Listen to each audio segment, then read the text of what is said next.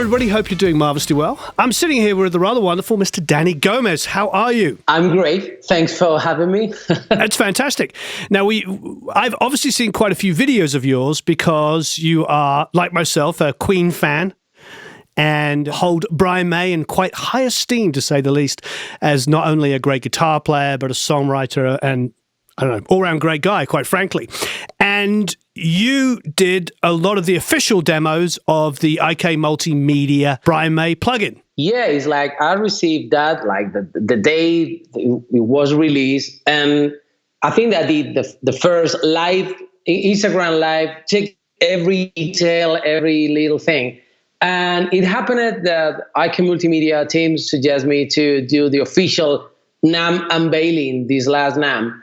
And it happened that Brian May Guitars were there too.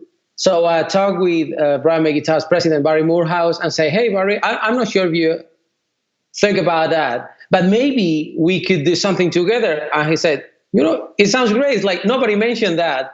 So let's make it happen. So otherwise, the official Brian May launching could be done with a Strat or a Les Paul or wherever. That is good because it has this rather special emulation pedal. But having the real deal there, I brought a couple of different red specials to do the thing, including one limited edition from the News of the World cover.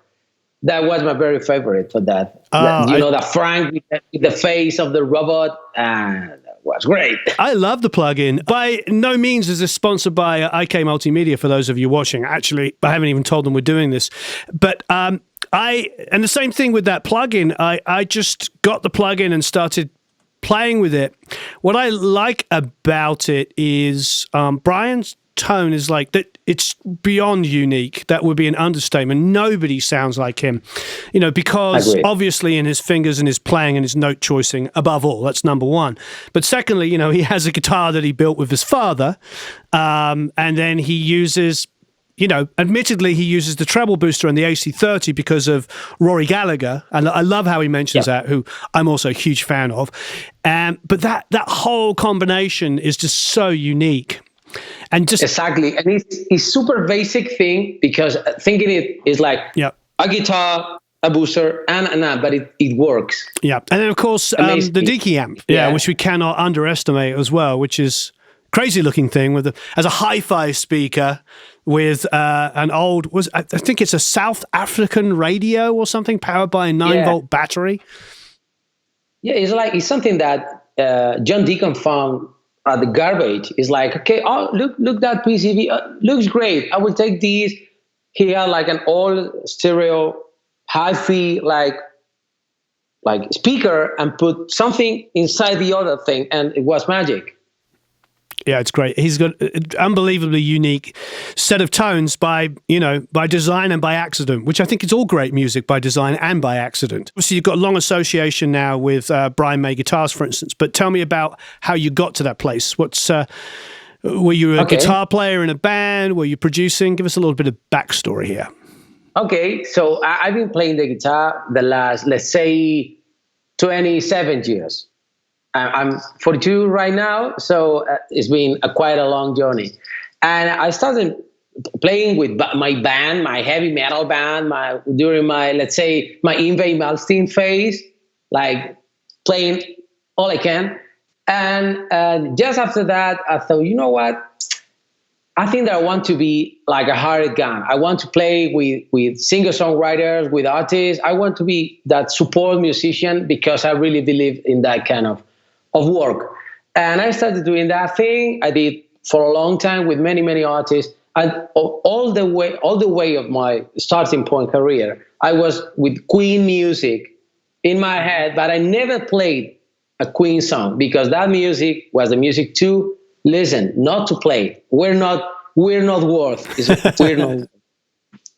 So I was on tour in Mexico with a band from Spain, and when I came back, my best friend ever mentioned, you know what? They did some castings for the We Will Rock You show in Spain. No way. I missed that. No way. And he said, yeah, but they got me. I mean, no way. Yeah, so congratulations, my man. No, but I want you to be my cover.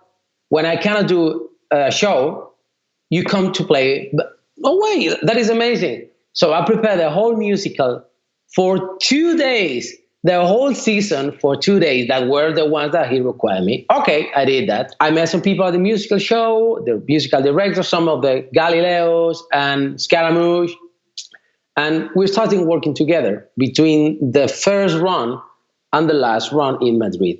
So we started like playing together with one of the Galileos, and we recorded an album with that guy, and we got the chance of having Brian May on it, playing Too Much Love Will Kill You in Spanish. So I was playing the guitar and I was co-producing the album. And suddenly I had the chance of playing alongside Brian May. We sent 2 versions of the song, one with every little detail, but the solo, and another just without any guitar. He chose the one that got all my little details, recreation of the original, and he just filled the solo with a different take and play in harmony with my details. So when I hear that thing, I open my Pro Tools session and put his track on top of mine. I can't tell you that I cried. So it was quite a moment. Yeah, exactly, because it was an album that was commissioned to be the most Queen album without having any Queen music and that. So we got a red special guitar, we got box amp, we got all the full line of treble booster. We tried to approach the same ways, like the singer created all the vocal harmonies. I created a lot of guitar harmonies. So we did some things into Good Company mood. We did some things into more modern Queen, but creating all that guitar layers and everything was a madness. I really loved it to do. So after that, the result was that good that Brian, when he came back to for the opening night of the last run in Madrid, we met and say, hey, you played the record? Yeah, I collaborated. Yeah, you did amazingly well. And what do you use to record? I use the Brian May guitar. No way, yeah. I want to put you in contact with a company director, that is Barry Moorhouse. And I emailed him, okay, but Brian suggests me to contact you. Yes, in order to be connected, I used this new brand of guitar because they were super new. In 2006, Brian May guitars was just released. I think that it was Burns at that time. So I say, so you record with Brian? Yeah. And you're still at the We Will Rock You show? Yeah. And you are on tour with a Queen tribute act with no wigs and no mustaches and everything, just the music? Yeah. Okay, we want to sponsor you. No way. Yeah. So you will be treated like another We Will Rock You production. So whatever show you're playing now is a We Will Rock You show. So you need guitars, you need support, you will be featured at the website. So it was like, okay, so Brian May is the first guy. And suddenly, this guy from Spain that nobody knows is at the website. So who is this guy? So I started that thing. I did the whole production of the last year. I started doing cover because I was on tour with that other show. And I am like the main guitar player doing that. So there was a connection with Brian every now and then. How are you? How are you? Happy birthday. Merry Christmas. How are you? How are you? How's the family going? Blah, blah, blah. So everything took like a different level in a way. And we were connected. I've been like producing shows based and not about Queen repertoire for a long time. It's been like 12 years doing Queen stuff, but at the same time doing my own career as session musician, a producer and tour promoter and musical director and so on. So every now and then a Queen show, a big Queen show, a big Queen tour. So it's been always connected. For the last 12 years, I think that every day of my life have been connected with Queen music in a way or another. Even being on tour with another artist, suddenly that artist noticed, but you did that Queen thing. Yeah, we should be playing a Queen song. It's a different tour. Yeah, but we have you, so we need to use your abilities. So yeah, more or less is the kind of thing. So you have a pretty firm grasp of the repertoire now, then.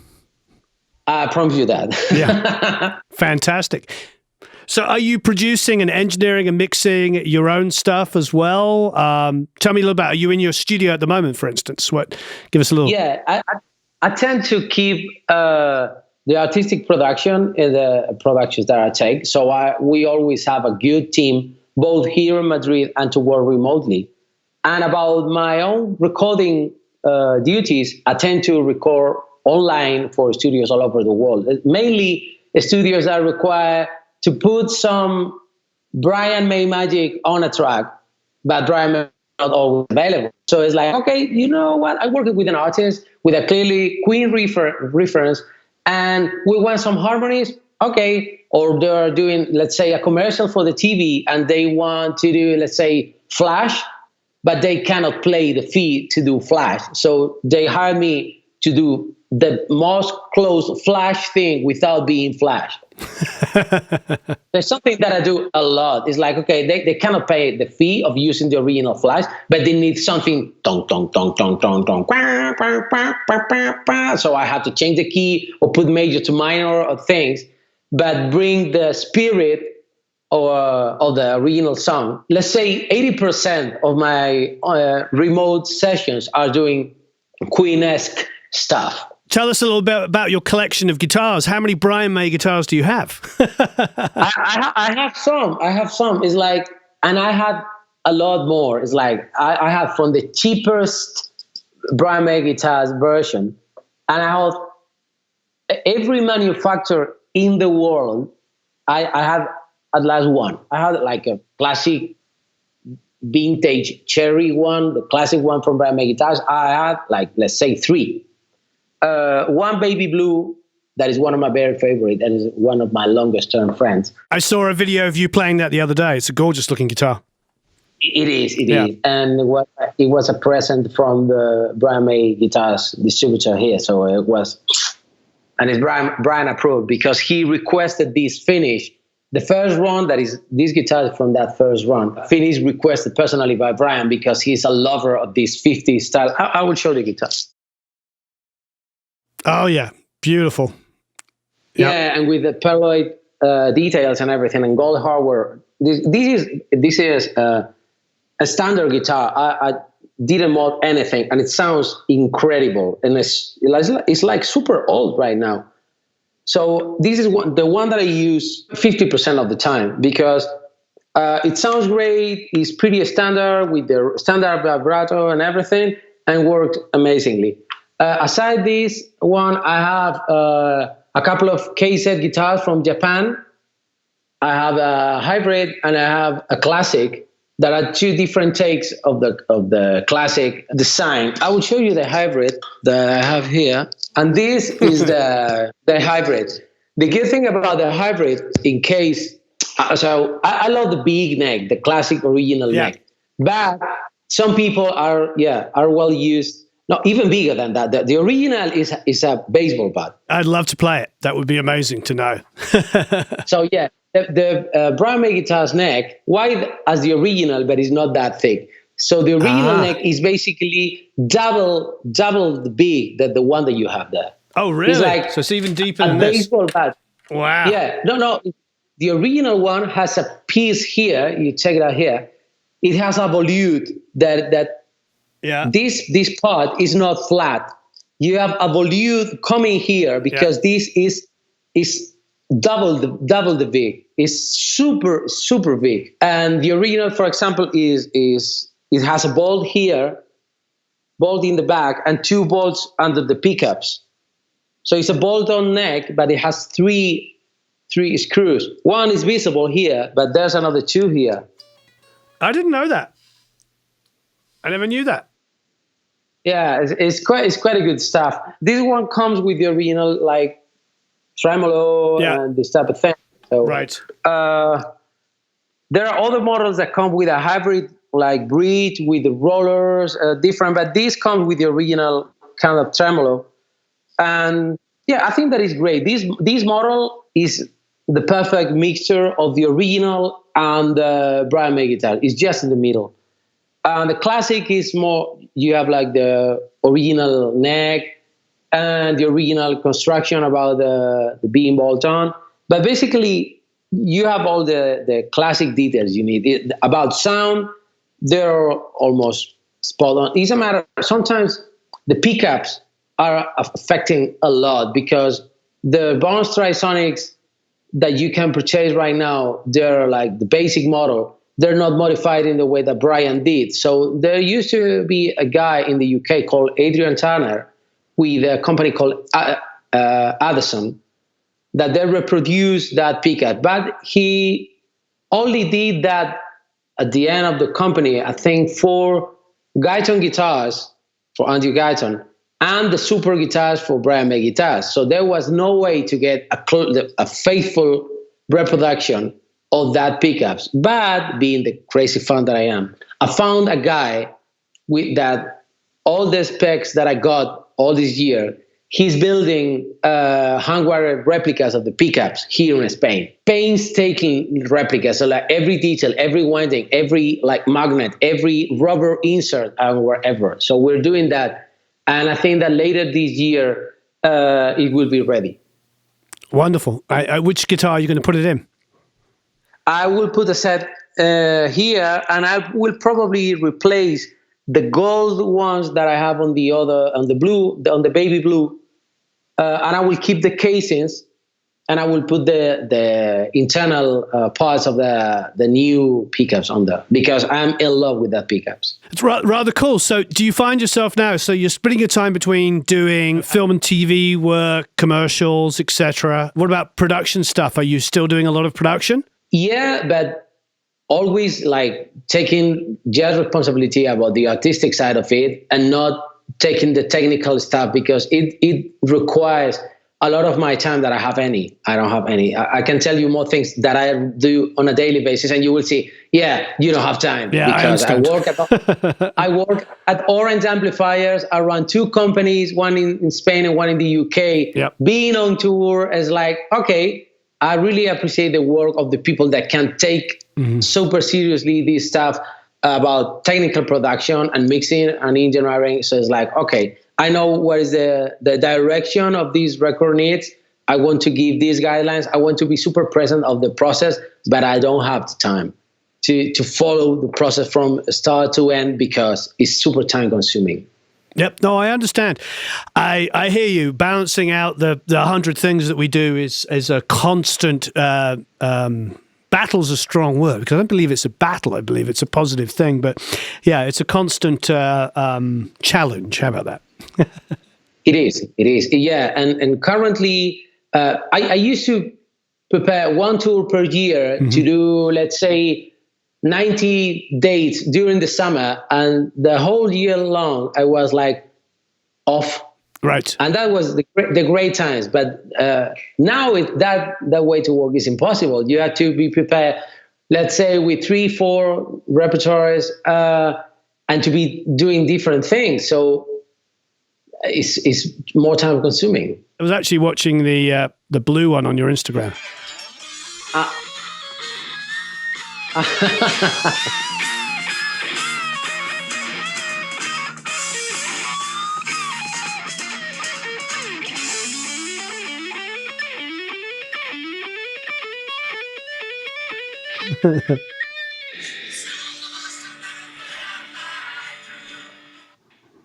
Seven Seas of Rye.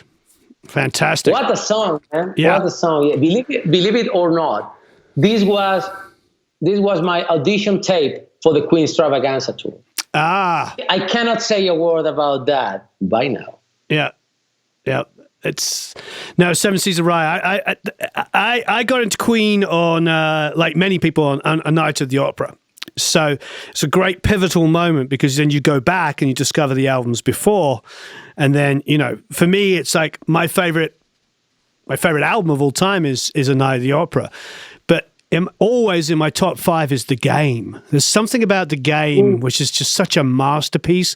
It's a pivotal moment in their career, because it has classic Queen, like Play the Game and Save Me, just like the big power kind of, the harmonies and everything about it. Then you've got the more metal early side, like Dragon Attack, when there are more like rock. But then you've got like them just writing massive hit songs, like, Crazy Little Thing Called Love, is in there. Another One Bites the Dust is in there. Yeah. I mean, yeah. Funky. Yeah, as a kid, I mean, 4 top 10 singles, Play the Game, Save Me, Another One Bites the Dust, and of course, Crazy Little Thing Called Love. I mean, what an album. But still is a soft spot for me for A Night at the Opera. I just feel like as a guitar album, it's pretty unbeatable. It is. It's a total masterpiece. Yeah. And it's the reason why I produce. Not only why I play guitar because of Queen, but it's the reason why I produce, because the first album I ever fell in love with as a little kid was a production masterpiece. Absolutely. That Roy Thomas Baker, it was like a labor of love. Yeah. That was a labor of love. Every documentary that they did about inside the Rhapsody, inside the Night of the Opera, is like you're seeing that and say, oh my God.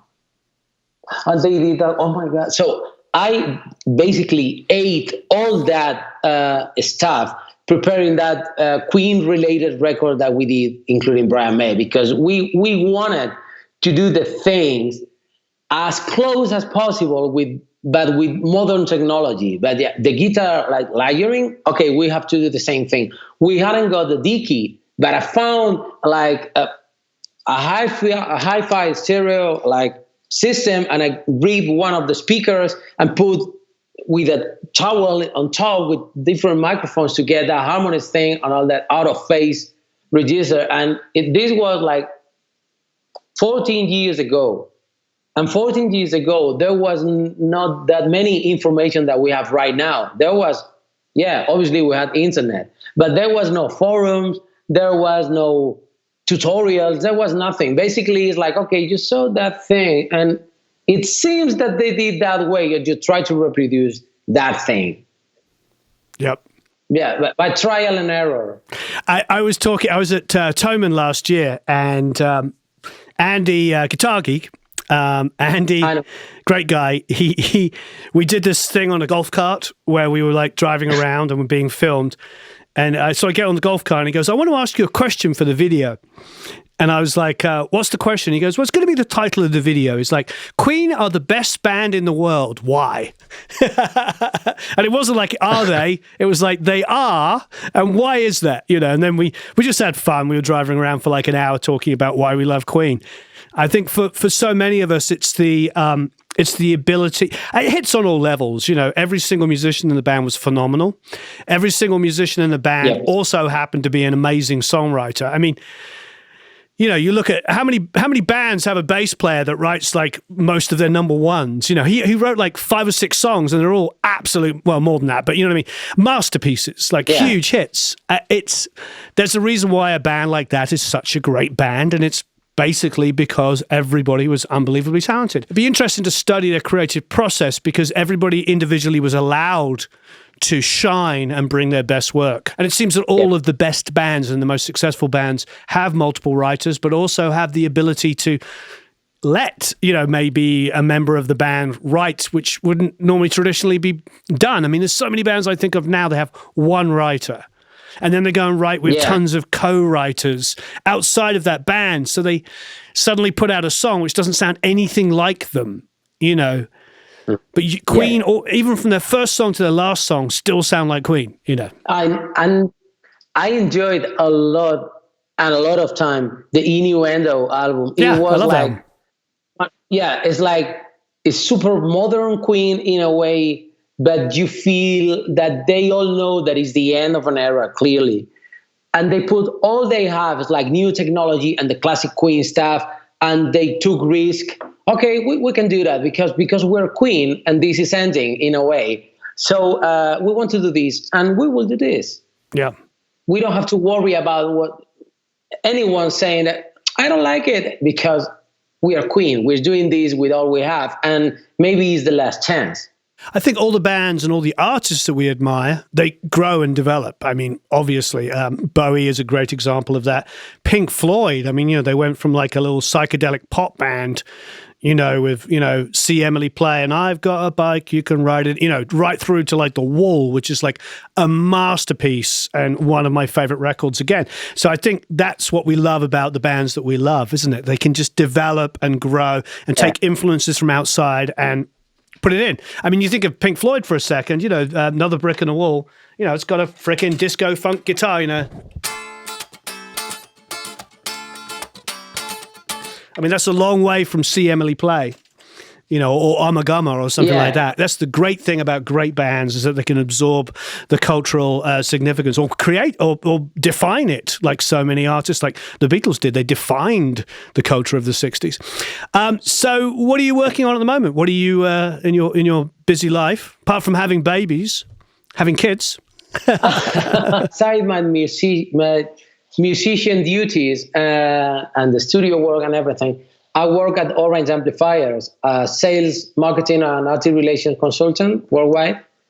And I'm the product manager of the Omec division. Omec is Orange Music Electronic Company, a 70s division that the company opened for release the first digital amp ever that was called the Omec Digi1.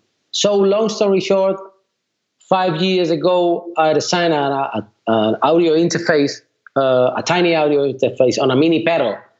And 4 years ago, I licensed that to Orange, and we released that exactly 2 years ago. That is the Omec Teleport. Oh, wow.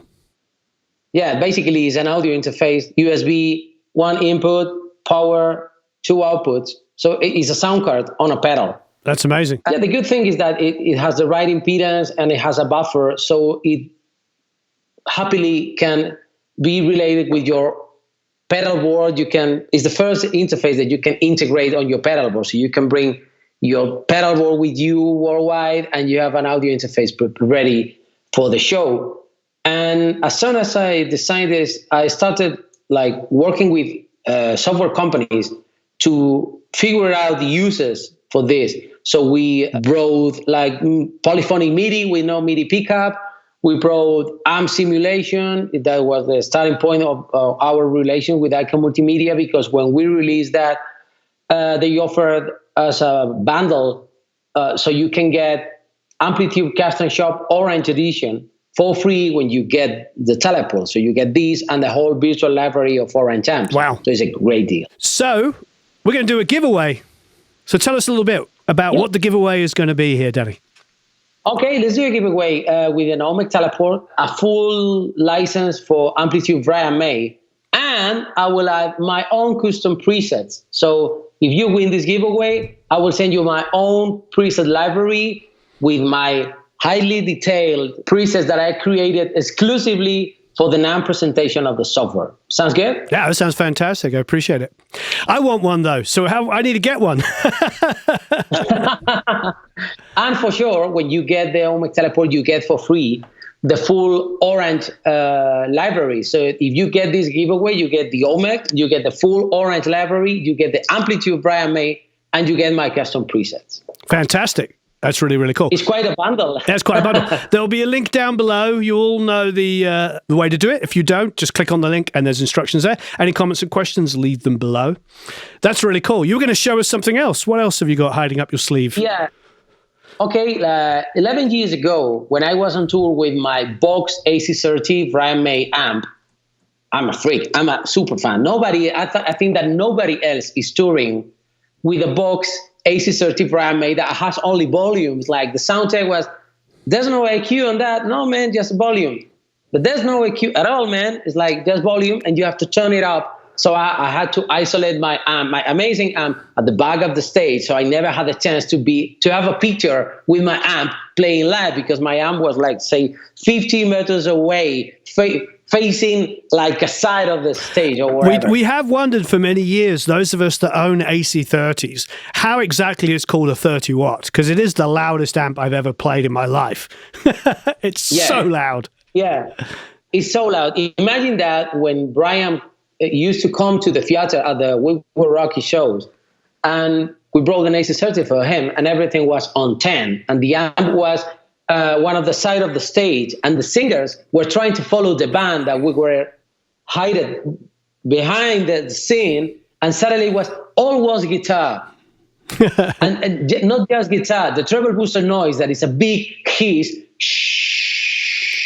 ready for the big sound that Brian makes. Yeah. So you have, during all the Bohemian Rhapsody, let's say you only can hear don, don, don. So it was amazing. You can have a heart attack with that volume. Is like, imagine. So I was on tour with that amp, and I had a problem playing in Barcelona, an amazing Palau de la Música. So it was like super like posh place to play. So it was amazing. And suddenly my Box SS30 had incredible noise. And I think that someone plugged it at the same electrical phase of a fridge or wherever. So you know the kind of noise that you were suffering. So I said, you know what? I need this sound on an amp emulator. I need something analog because I wanted to keep analog, but I need this thing on a pedal with a good cabinet emulation. So I came with a concept that is called the TIE, the Tube Amp Emulator Pedal, and was released 11 years ago. And the last year, we released the 10th anniversary version. That is this. Very cool. Yeah, it's a full Box AC30 Brian May normal channel on a pedal. That's amazing. You have gain, tone, that is more than you get on the original amp, and volume. So basically, tone at noon, gain at full, and volume at your taste, and you have like Brian May tone instantly. It's like it sounds that big, that. So it has an impulse response built in? No, at all. It's totally analog. Right. Oh, okay, amazing. So you have input. Yep. You have preamp output in case you want to use with input responses. That is something that I do quite regularly too. And it has a cabinet emulated output, analog, that can go directly to the front of the house or to your effects or wherever. The good thing about having that two outputs that you can use at the same time is that you can create a wet, dry, wet rig super easily. It's like to play Brighton Rock, you only need a delay pedal because you can have the dry signal coming to your computer, let's say, with an input response, and you have the delay coming from the emulated output, and that's it. You have a wet, dry, wet. Fantastic. Yeah, it's a very interesting piece of kit. Brian has a couple of my previous TIE. This is the new one. But I think that this year I will arrange to him to have one. But there used to be one at the Air Studios in London. I don't know, maybe 500 of them around the world, top studios, and it is great. And on tour, every Queen tribute band have one of these. It's like, okay, they know that I'm well used to the Brian May tone. So you're using that? Yeah. You designed that? Yeah. All your videos, it's like every video on my channels has been recorded with this. So it's like, okay, I have a ton of demos using that. So, okay, that 7 Seas of Rye video is basically the blue guitar, a Dallas Range Master clone, and this pedal to my laptop through the Omec Teleport. So basically the pedal board is this big, like 3 pedals or 4 pedals, and that's it. That's amazing.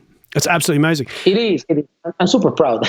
So that's the name of your company, Massive Unity? Yeah, we have a company in Spain called Toxic Pro that produce tours, and we have Massive Unity that is a company in the UK that we created to provide consultancy services to global companies that want to have an impact in Spain and Latin America, and Spanish and Latin America companies that want to have an impact in the global community. Let's say a company in Spain that wants to go to the NAMM show. And at the same time, Massive Unity coordinates my license work with companies. When I design something for a third-party company, it's through Massive Unity. And we release our own brand of pedals, that is the TAE line. Well, fantastic. Danny, thank you ever so much. Thanks for doing that giveaway. That was rather wonderful. My pleasure. We have a bunch of links below where you can check out everything that Danny does, his great products that he's involved in, and of course, please, if you've got some more Queen and Brian May conversations you want to have, feel free to have them down below because, you know, I occasionally mention Queen, every now and then. Danny, it's been a pleasure. Thank you. Me too. My pleasure. Anytime. Good. Well, I'll take you up on it. So you're going to send us a TAE so we can try it out. And he's promised to let us do one for a giveaway. So check out that one coming as well. I'm excited to try out the TAE. That's going to be a lot of fun. Let's make that happen. Marvelous. So long. Farewell. Auf Wiedersehen. Adios.